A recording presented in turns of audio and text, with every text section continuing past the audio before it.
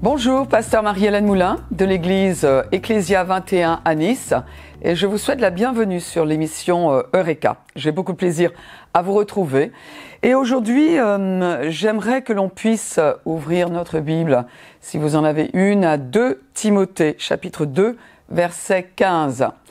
Il est dit « Efforce-toi de te présenter devant Dieu comme un homme éprouvé, un ouvrier qui n'a point à rougir, qui dispense droitement la parole de la vérité. » D'autres traductions disent qu'il faut manier la parole de vérité avec exactitude ou justesse. Alors on pourrait dire, mais bon, il est question d'ouvrier, il est question de dispenser droitement la parole de la vérité. Bien. Une autre version dit « Efforce-toi de te présenter devant Dieu en homme qui fait ses preuves, en ouvrier qui n'a pas à rougir de son ouvrage, parce qu'il transmet correctement la parole de vérité. » Alors, est-ce seulement pour les serviteurs de Dieu, pour les enseignants, pour les pasteurs? Non, ça concerne un peu tout le monde, parce que la Bible nous dit dans Matthieu 28 que nous devons faire des disciples. Nous devons non seulement annoncer la parole de Dieu, mais également nous devons faire des disciples. Ne pas laisser les personnes qui sont arrivées à Christ, les nouveau-nés, sans soins, sans enseignement, sans nourriture, donc qui permettent leur croissance. Donc vraiment, même si en particulier ces passages seraient pour les serviteurs, à cause de Matthieu 28 et bien d'autres, il est question que tout le monde sache transmettre correctement la parole de Dieu. Alors, il y a un point très très important qu'il faut connaître, qu'il faut que nous connaissions tous, c'est que la croix est la ligne de démarcation. Très souvent, il y a des gens qui utilisent des passages qui sont de l'Ancien Testament, l'appliquent au Nouveau, font fi de ce que Jésus-Christ a fait à la croix.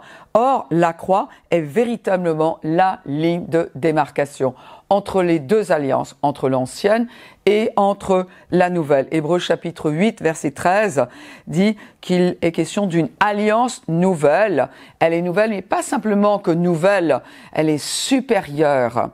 Et il est déclaré, donc elle est nouvelle par rapport à l'ancienne. Or, ce qui est ancien, ce qui a vieilli, est près de disparaître. C'est-à-dire que il y avait une ancienne alliance que Dieu a faite avec le peuple juif, le peuple d'Israël. Et quand il a fait une nouvelle alliance, eh bien, les Hébreux, les Juifs sont restés sous l'ancienne. Il est dit, elle est près de disparaître, mais elle n'a pas disparu pour ceux qui ne sont pas encore rentrés dans la nouvelle.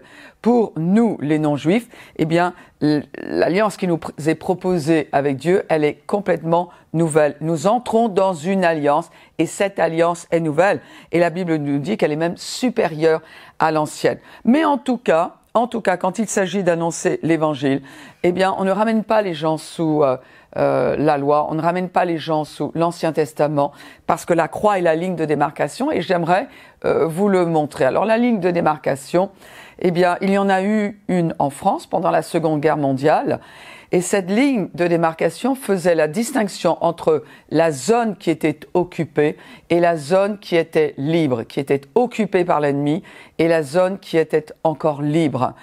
Et à vrai dire, eh bien, pour nous, chrétiens, nous devons annoncer l'évangile et nous devons savoir que nous sommes dans la zone libre.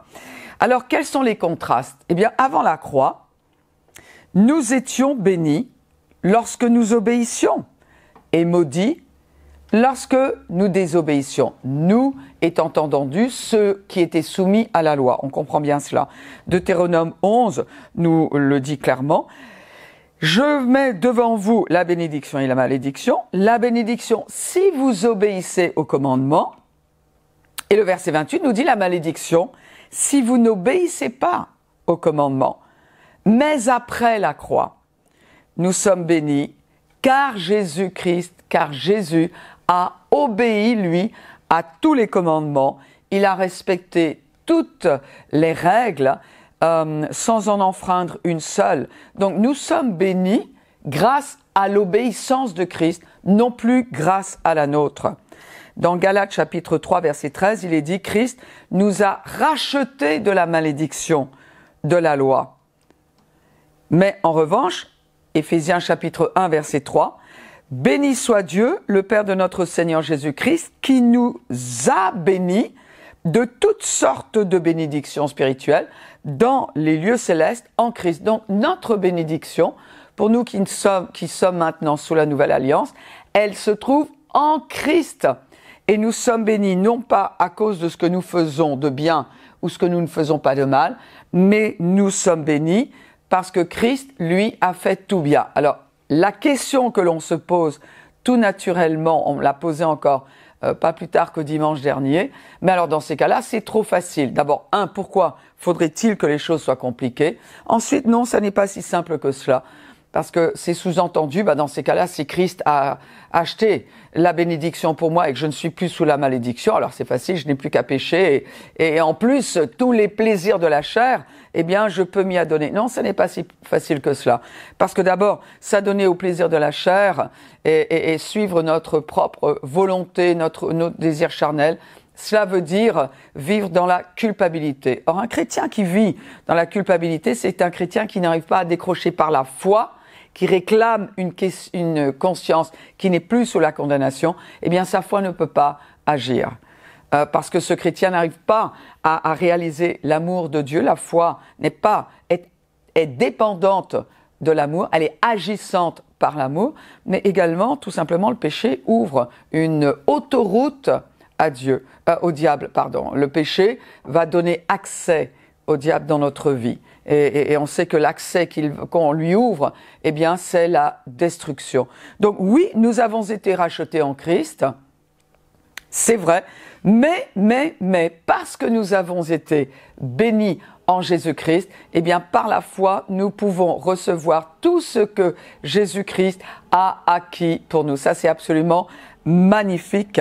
Et ça ne nous donne pas une autorisation à pécher. Nous l'avons, l'autorisation. Ça ne veut pas dire que Dieu, bien évidemment, va nous encourager, mais ça n'est pas intelligent de se la donner, cette autorisation. Donc, avant la croix, nous étions bénis ou maudits en fonction de notre obéissance ou désobéissance, mais aujourd'hui, après la croix, nous sommes bénis parce que Jésus, lui, a obéi. Avant la croix, nous devions pardonner pour mériter le pardon de Dieu. On se rappelle de cette prière qui fait partie de la prière du Notre Père, Matthieu 6, 14. « Si vous pardonnez aux hommes leurs offenses, votre Père vous pardonnera aussi. » Nous ne réalisons pas toujours, mais Jésus n'était pas encore mort sur la croix pour nos péchés. Ce passage-là est un passage de transition qui néanmoins se situe encore sous l'ancienne alliance.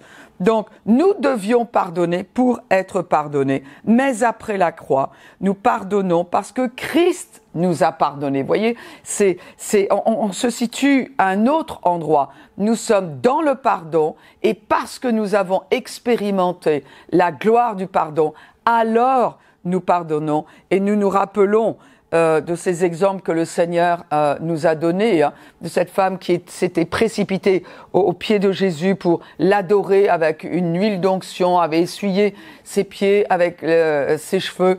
Et cette femme est en parfaite adoration. Elle adore son Sauveur. Et la Bible nous dit, parce qu'elle a été aimée, elle aime parce qu'elle a été beaucoup pardonnée, alors elle peut recevoir le pardon et en retour, elle peut donner notamment sa gratitude et son adoration. De même, quand nous avons réalisé que nous avons été pardonnés, et c'est exactement ce qu'il est dit ici dans Éphésiens chapitre 4, 32, « Soyez bons les uns envers les autres, compatissants, vous pardonnant réciproquement, comme Dieu vous a pardonné en Christ. » Colossiens 3, 13 nous dit de même que Christ vous a pardonné, pardonnez-vous aussi, vous aussi. Alors, nous ne pardonnons pas pour être pardonnés par Dieu, par Dieu. C'est cela. Mais en revanche, parce que nous avons goûté au pardon, nous avons goûté à ce que cela veut dire d'avoir une conscience qui a été libérée de la culpabilité. Alors, ayant goûté à ces choses, nous-mêmes, nous l'offrons aux autres.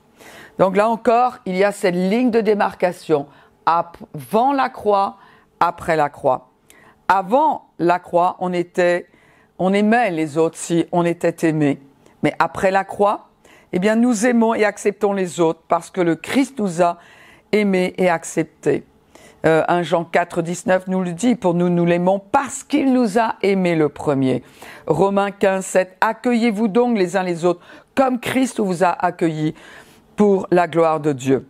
Avant la croix, Dieu était distant et inaccessible. On se rappelle d'Exode chapitre 19, 12, où il est dit, tu leur fixeras, Dieu parle à Moïse et il dit, voilà les instructions vis-à-vis du peuple, tu leur fixeras des limites autour de la montagne et tu leur donneras cet avertissement. Gardez-vous bien de gravir cette montagne et même de vous en approcher. Quiconque s'en approchera sera puni de mort. Mais après la croix, complètement différent. Alors, comprenons que Dieu n'a pas changé, mais sa manière de s'approcher des hommes, eh bien, émane de sa bonté. Et pour ne pas être tué par sa sainteté et par sa gloire, il nous dit, attendez là, attendez, n'approchez pas tout de suite. Mais ça ne veut pas dire qu'il ne voulait pas. C'est juste qu'il ne pouvait pas nous donner d'autres instructions. En revanche, quelle joie pour lui de nous dire dans Hébreux chapitre 4, verset 16, « Approchons-nous donc, approchez-vous donc du trône de Dieu, du trône de grâce, avec une pleine assurance, non pas en ayant peur, non pas en doutant, non pas en redoutant sa colère, parce qu'à la croix, Dieu s'est chargé, a chargé Jésus de sa colère. Et il est dit, là, Dieu nous accordera donc, près du trône de sa grâce, Dieu nous accordera sa bonté et nous donnera sa grâce pour que nous soyons secourus au bon moment. Éphésiens 2, 13, mais maintenant, quand nous annonçons l'évangile, ou même dans notre vie quotidienne en tant que chrétiens, nous devons vivre dans le maintenant après la croix. Notre maintenant, notre jour de grâce, c'est après la croix. Éphésiens chapitre 2, verset 13, mais maintenant par votre union avec Jésus-Christ, vous qui autrefois étiez loin, vous êtes devenus proches grâce au sacrifice de Christ. Tout ce que nous avons acquis comme transformation dans notre esprit ou comme identité, comme ressource, comme don, c'est grâce au sacrifice de Christ, pas grâce au nôtre.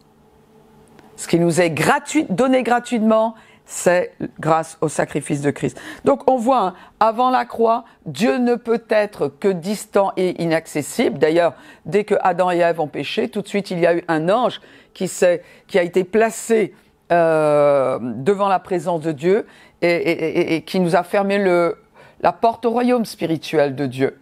Mais la Bible nous dit que le passage est grand ouvert après la croix et l'invitation c'est approchez-vous, approchez-vous, approchez-vous du trône de la grâce. Avant la croix, Dieu nous tenait pour responsables de nos péchés et même les sacrifices ne pouvaient apaiser notre conscience coupable. Hébreux chapitre 9, 9, les offrandes et les sacrifices qu'on présente ainsi à Dieu sont incapables de donner une conscience parfaitement nette à celui qui rend un culte. Alors oui, nous avons été tenus aussi responsables pour nos propres péchés, mais nous avons accepté que ce soit le sacrifice de Christ qui paye pour nos péchés. Mais aujourd'hui, maintenant, après la croix, le sang de Jésus nous purifie d'une conscience coupable. Il ne se souvient plus de nos péchés. Hébreux 10, 22, approchons-nous donc de Dieu avec un cœur sincère, encore une fois avec la pleine assurance que donne la foi, le cœur purifié de toute mauvaise conscience, le corps lavé d'une eau pure. En ce qui concerne notre conscience, eh bien, une fois que nous avons reçu le pardon de nos péchés, oui, nous étions coupables, mais notre culpabilité a été mise sur le compte de Jésus-Christ. Il a payé le prix et après la croix, le sang de Jésus lave notre conscience. Nous n'avons plus aucune raison d'accepter la culpabilité. Bien évidemment que si nous continuons dans le péché, évidemment que la culpabilité va être encore présente. Donc ça, c'est pas intelligent. Nous avons accepté Jésus-Christ, nous avons une nature nouvelle, nous avons une vie nouvelle en nous. dès maintenant, elle s'appelle la vie éternelle et nous n'avons plus aucune raison de nous sentir coupables des péchés que nous avons commis avant la nouvelle naissance. Et maintenant, si nous avons demandé pardon à Dieu et que nous avons vraiment eu l'intention d'abandonner ces péchés, alors dans ces cas-là, notre conscience est purifiée. C'est-à-dire que quand nous nous présentons à Dieu, quand nous approchons du trône de la grâce pour être secourus dans nos moments de besoin, comme le texte le dit, alors nous pouvons nous approcher la conscience libre. La conscience libre. Voilà, avant la croix, après la croix est la ligne de démarcation. La zone, quand nous étions dans la zone occupée par l'ennemi, maintenant nous avons été placés en Christ dans la zone libre. Et c'est ce que nous devons annoncer comme bonne nouvelle à tous ceux que nous croisons. Et c'est aussi ce que nous devons vivre, nous, chrétiens nés de nouveau. Avant la croix, eh bien, nous nous glorifions de ce que nous faisions. Ce que nous faisions comme bonne œuvre, ce que nous faisions pour mériter la faveur de Dieu, ce que nous faisions pour mériter un exaucement de prière, ce que nous faisions, disions, pensions pour mériter la guérison.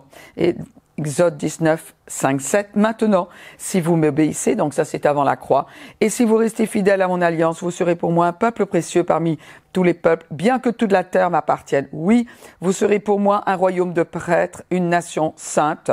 Et donc ça, ce sont les paroles que Dieu charge Moïse de transmettre aux Israélites.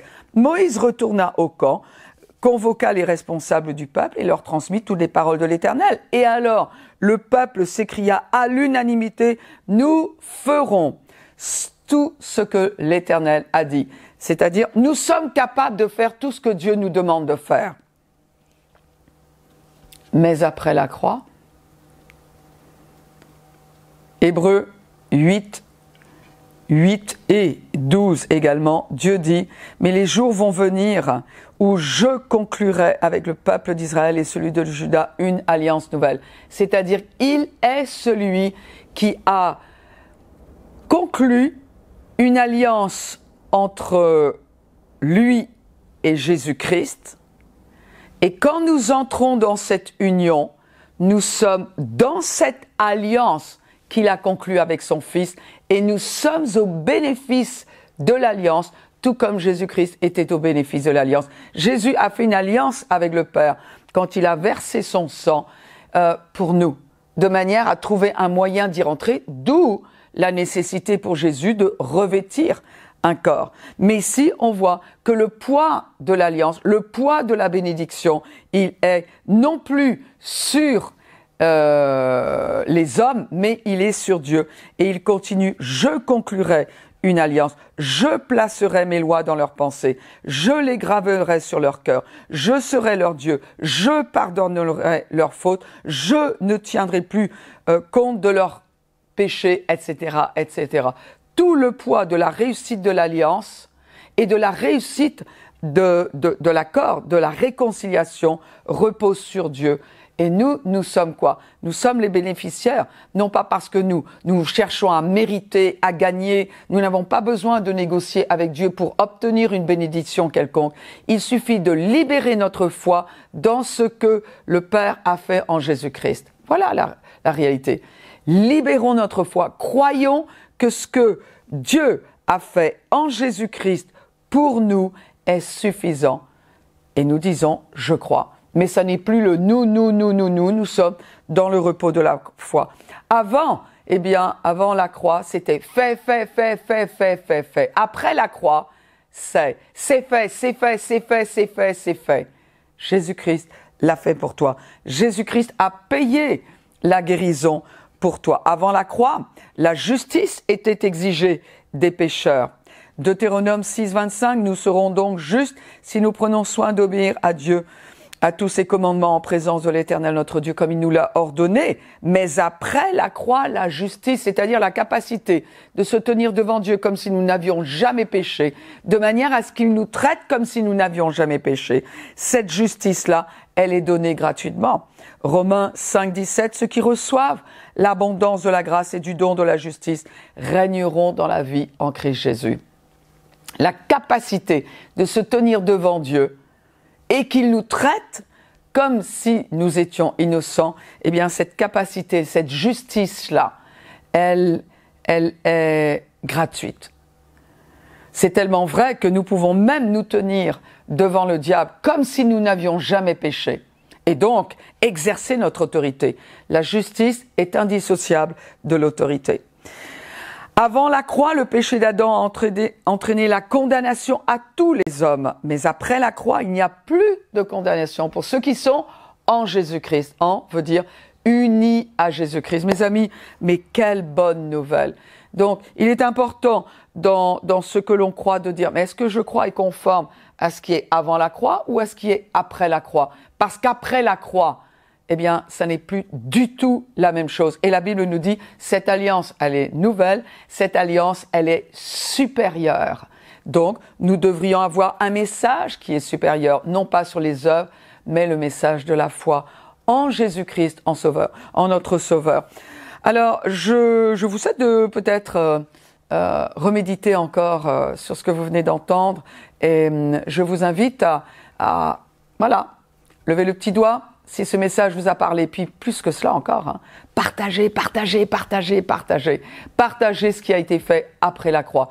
Vivez-le, soyez dans la joie, soyez dans la paix, soyez dans la foi, que Dieu vous bénisse, et je vous dis donc à très bientôt.